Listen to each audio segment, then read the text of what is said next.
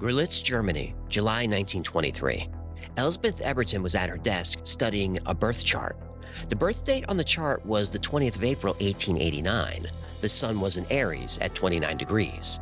She'd later learned the sun was actually in Taurus at 0 degrees, but what she saw then was enough. Something about the way the planets lined up bothered her. She wrote her findings in her journal. This native will become a force of destiny. In times of struggle, he will successfully lead others down a dark path. He will play the role of Führer in the battles to come. His greatest trial will arrive in 1945. Eberton published this prediction in her 1924 almanac. The chart belonged to Adolf Hitler. By 1933, she feared what she'd set in motion, writing in her diary. The stars can show us paths, but they cannot make us walk them. I fear what this man will do with the destiny I revealed. Eberton's fear wasn't unique. For centuries, others had seen this darkness, a storm gathering slowly in the west, each prophet adding their voice to the growing thunder.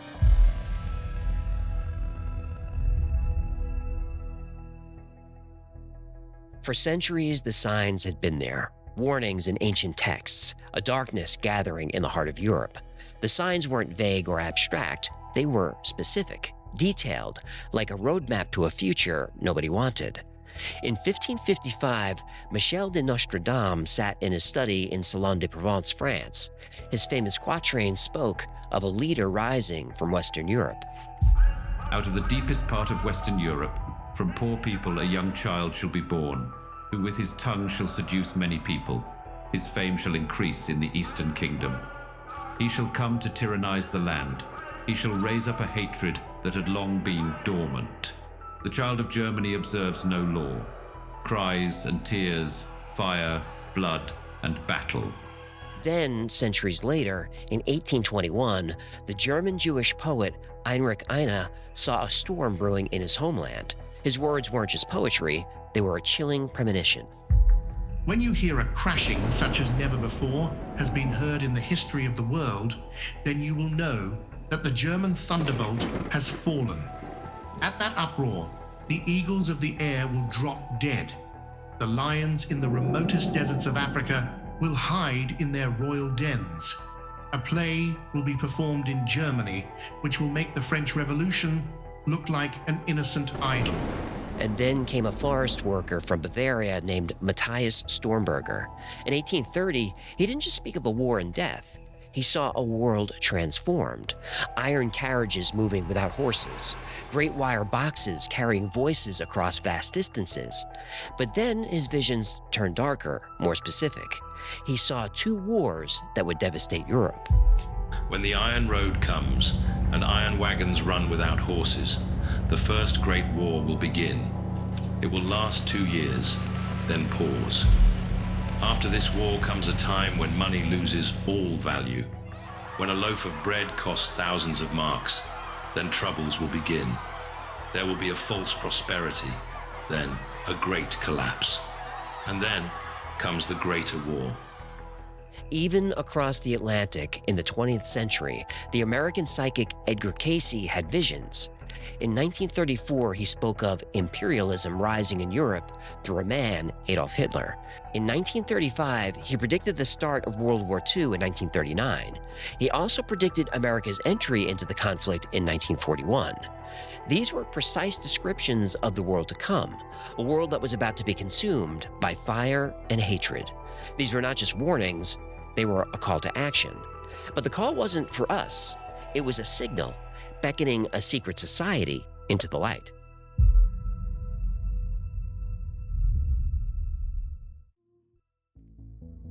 Munich, 1918.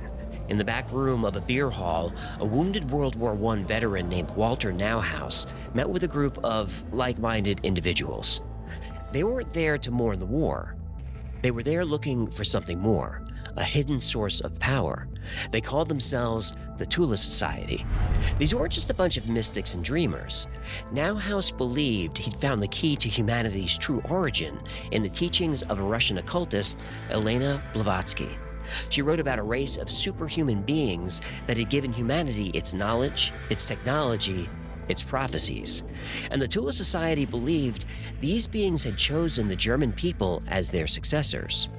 They weren't just interested in ancient lore. They were looking to actively shape the future. They wanted to control which prophecies the German people believed. They also wanted to find the source of all human power. Their beliefs attracted influential people in high places, journalists, judges, police chiefs, and of course, a failed Austrian artist who was desperately looking for purpose in his life. They saw in him something special, a coming savior, a leader, a Führer. That man was Adolf Hitler. Hitler's early mentor, Dietrich Eckart, claimed he saw a vision during a seance that Hitler would lead Germany to its destiny, and that vision became his obsession. He dedicated his life and all his energy to the rise of this leader. Eckart's influence was so strong that Hitler dedicated Mein Kampf to him. Another one of Hitler's early mentors was Erich Jan Hanussen. This guy was more than just a mystic. He was a showman and hypnotist who happened to be a master of manipulation. Hanussen taught Hitler how to hold a crowd, how to make his speeches more effective. He taught him dramatic pauses, how to use his voice, even his gestures. Hanussen helped Hitler become prophecy incarnate. In February 1933, at his Palace of the Occult in Berlin, Hanussen told his wealthy clients, "I see fire. An important German building will burn within the week." 5 days later, the Reichstag building burned. The Nazi Party used that fire to declare emergency powers and begin their transformation of Germany. And Hanussen? His prediction was a little too accurate. He was executed a few weeks later. Hitler's rise to power was no accident. It was a carefully choreographed performance.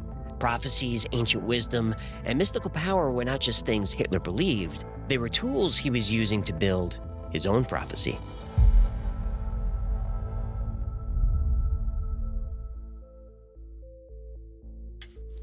The year is 1939.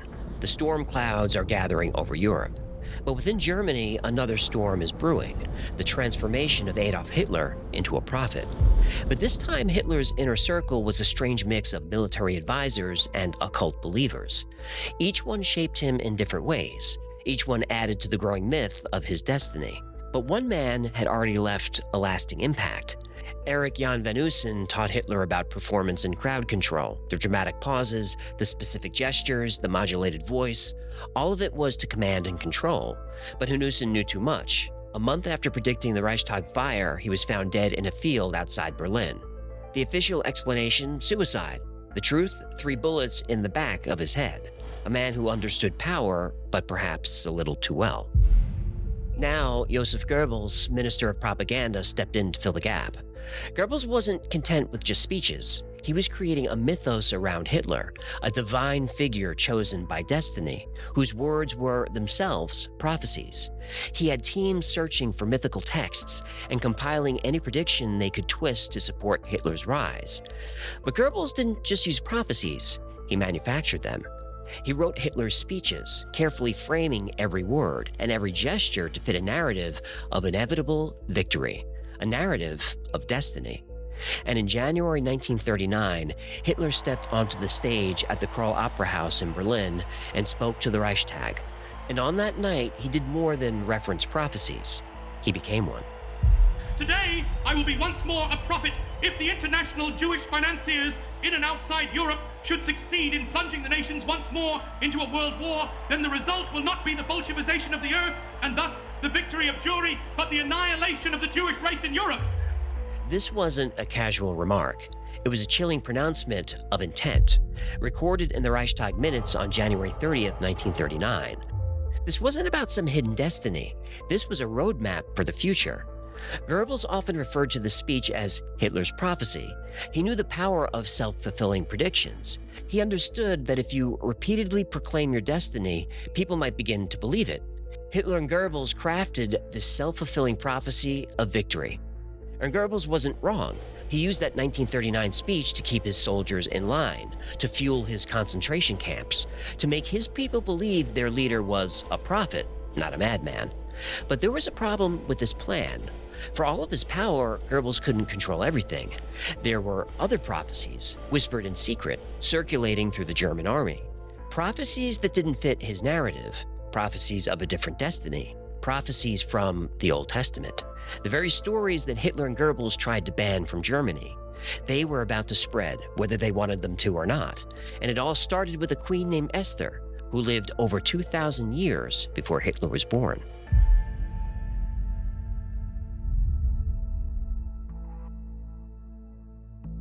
On April 7, 1933, Nazi Germany declared war on a book.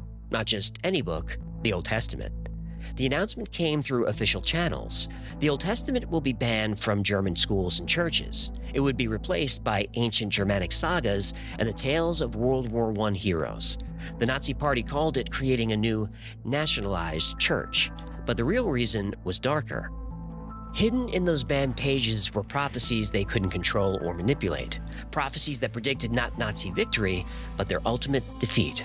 The first prophecy came from the book of Daniel, the tale of King Nebuchadnezzar's dream of a giant statue, a statue that only Daniel, a Jewish prisoner, could interpret.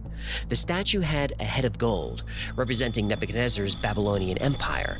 The chest and arms were silver, the Medo-Persian Empire. The belly and thighs were bronze, the Greco-Macedonian Empire. The legs were iron, Rome. But the feet were iron mixed with clay. These represented divided kingdoms that would follow Rome. Kingdoms that could never truly unite, kingdoms that were destined to crumble. The Nazis dismissed this interpretation as a Jewish trick, but some in the German military weren't so sure. One of those soldiers was Franz Hassel. He carried no weapon, only a wooden carving shaped like a gun, and he carried something else, the conviction that Hitler's Third Reich would soon collapse. But there was another prophecy the Nazis feared above all others, one that spoke of their ultimate destruction. It came from a Jewish queen. It was the year 486 BC. The Persian Empire sprawled across 3 continents, covering 44% of the world's population. One man ruled it all, King Xerxes I. But the real power behind the Persian throne was a Jewish woman named Esther, and she was about to uncover a plot that would shake the empire to its core. Esther's cousin Mordecai intercepted encrypted messages between high-ranking officials. The messages detailed systematic extermination of all Jews in the empire. The mastermind? Haman, the king's closest advisor. The date was set. The orders were sealed with the king's ring. But Haman made one crucial mistake. He didn't know the queen was Jewish. Esther waited. She hosted elaborate banquets. Night after night, she gained the king's trust. Then she made her move. At the final banquet, she revealed everything: her Jewish identity, Haman's plot, and most importantly, evidence that Haman had been embezzling from the royal treasury. The king's fury was swift. Haman ended up hanging from his own gallows, a 75-foot structure he had built for Mordecai. But Esther wasn't finished. She knew Haman's 10 sons possessed copies of their father's orders. They also had to be killed. All of them were found hanging the next morning. The official story? Mass suicide. Palace whispers suggest otherwise. Today, Jews celebrate Purim to commemorate these events. They wear masks and costumes hiding their true identity, just like Esther did. But here's the strange part. The book of Esther is the only book in the Hebrew Bible that never mentions God, not even once. And some scholars say this was intentional. And something strange happened when scribes recorded the execution of Haman's 10 sons. In the text, 3 letters were written smaller than the rest: Tav, Shin, and Zayin, and 1 letter, Vav, was written larger. These letters have numerical values in Hebrew. The smaller letters added up to 707. The larger letter equaled 6. Together they form the Jewish year 5707. On our calendar, that's 1946. And what happened in October 1946? That was the Nuremberg trials, in which 23 Nazi leaders were tried. 11 of them were executed for their war crimes. 2 hours before the execution, Hermann Goering committed suicide, leaving 10 Nazi war criminals to be executed.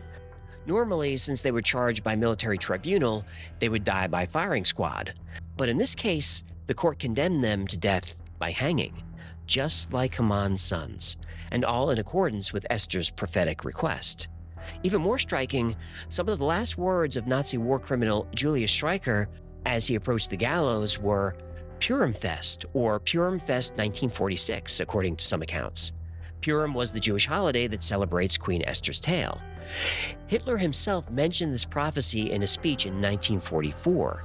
He warned that if the Nazis were defeated, the Jews could celebrate a second Purim. The Nazis tried to suppress these prophecies, but in doing so, they only made them stronger. And in the end, it wasn't Hitler's self-proclaimed prophecy of victory that came true. It was the prophecy from a Jewish queen who lived over 2,000 years ago. And as their power grew, the Nazis began looking for more prophecies to justify their actions. But as the Third Reich expanded, so did the fear of what was to come. But the Nazis didn't just fear the words in the Bible. They feared the power those words held, the power to manifest reality itself. And their desperate attempt to control it finally led them down the path already chosen for them, by them.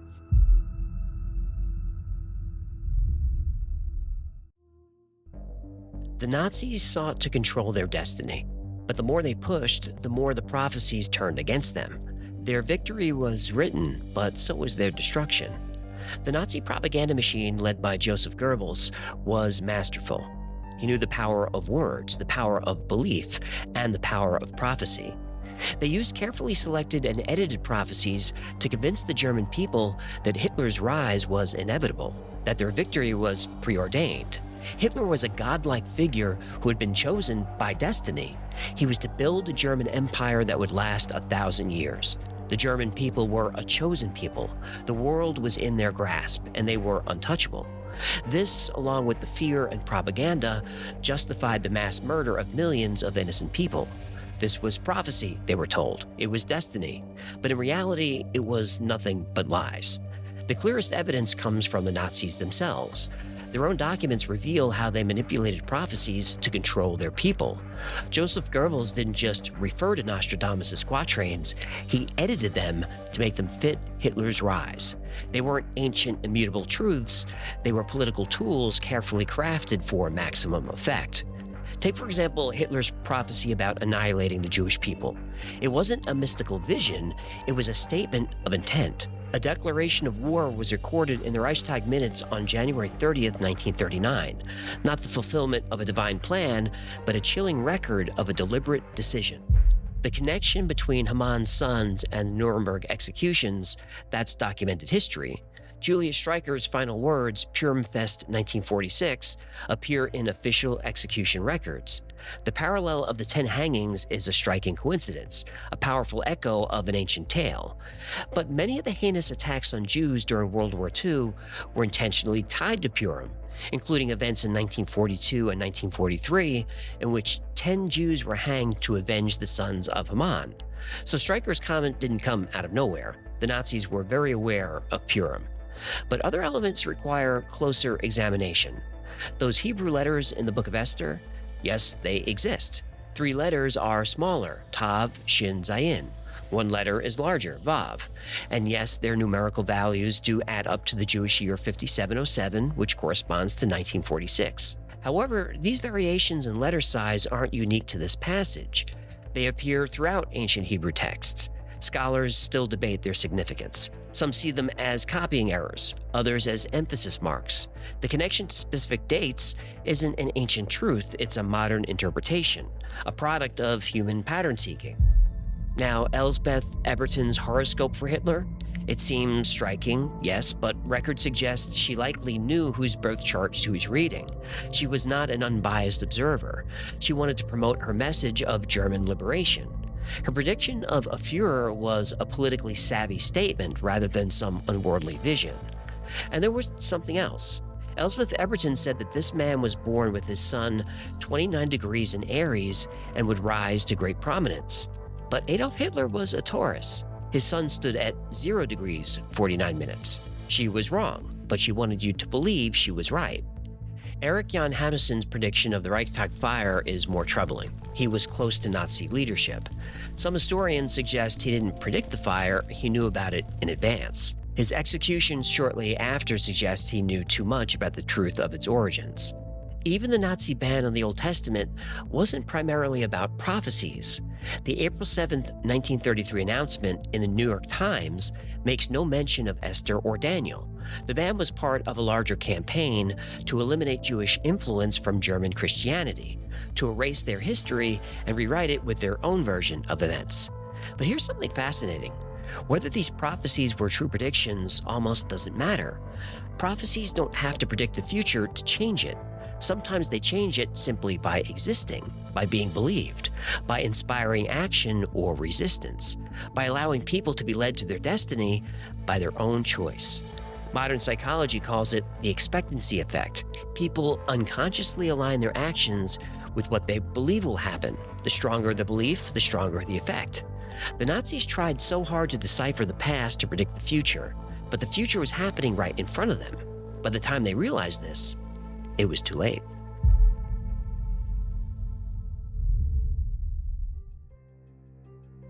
The tale of Nazi Germany and their obsession with prophecies might seem like the distant past, but it's a story that resonates today in our own lives and our societies. We see how world leaders use manipulation and fear to control people, propaganda disguised as truth. And we are more vulnerable to this manipulation than ever before. We live in a world of carefully crafted narratives, amplified by social media, where it's becoming increasingly difficult to separate fact from fiction. Look at how we were manipulated during COVID. Those of us who were skeptical of the government were marginalized and called conspiracy theorists. I wrote an opinion piece in a newspaper at the beginning of COVID criticizing the lockdowns, the lack of transparency, the government overreach. I called the Wuhan bat theory nonsense and claimed it was government propaganda. I wrote all of this before the issue was politicized. Eventually, I was attacked for the article. But in the past few years, we've learned everything I said was true. If you follow the Y-Files closely, you probably also had your suspicions about the information we are being fed. And just like the German people of the past, today we are bombarded with information, with warnings, with fear. But who's behind these messages? And what's their real intent? Well, the answer is control. Now, am I comparing the American government to the Nazis? Of course not. But many of their actions were fascist. Now, that's a word that's casually thrown around a bit too much. But if you force my business to close for 2 years and arrest me for not wearing a mask on an empty beach, I'm sorry, but that's totalitarianism. That is power run amok. So this story was about Nazi prophecies, and I think they were fun. But the real reason I wrote this episode was to warn about the dangers of unchecked power and the insidious nature of propaganda.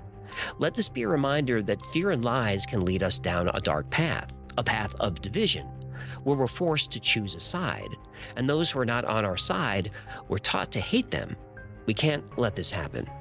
We're not helpless. We have more power than our leaders. We have a responsibility to question the information we receive from so-called authorities and so-called experts. We have a responsibility to resist those who seek to control us. We can't let others control our future. Your future is determined by you. It's determined by the choices you make. So now more than ever, with so much propaganda being presented as news, your choices matter, whether it's a small choice or a big one. These choices will create your destiny. Be sure to choose wisely.